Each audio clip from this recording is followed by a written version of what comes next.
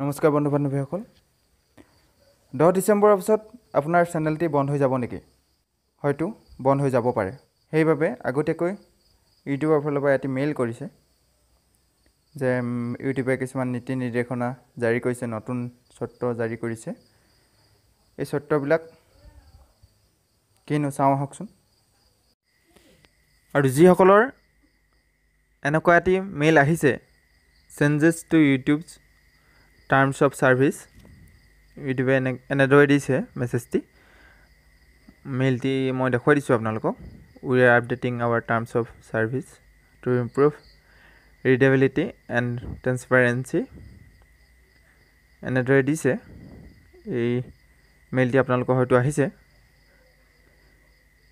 কিহৰ কাৰণেনো আজি আপোনালোকৰ মেইলত এই মেইলটি পঠিয়াইছে ইউটিউবে চাওঁ আহকচোন ভিডিঅ' শ্বেয়াৰিং প্লেটফৰ্ম ইউটিউবে সলনি কৰিছে বিশেষ কিছু নীতি নিৰ্দেশনা নতুন পলিচি অনুসৰি ইউটিউবে বন্ধ কৰিব লাভ নোহোৱা কিছুমান একাউণ্ট যিবোৰ একাউণ্টৰ পৰা ইউটিউবৰ কোনো লাভ হোৱা নাই সেই একাউণ্টবিলাক 10 ডিচেম্বৰৰ পিছত ইউটিউবে বন্ধ কৰি দিব এনেধৰণৰ এটা নিয়ম বান্ধিবলৈ গৈ আছে ইউটিউব কৰ্তৃপক্ষই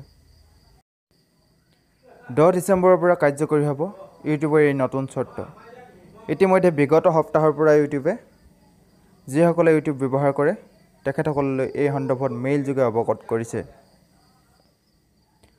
কণ্টেণ্ট ক্ৰিয়েটৰে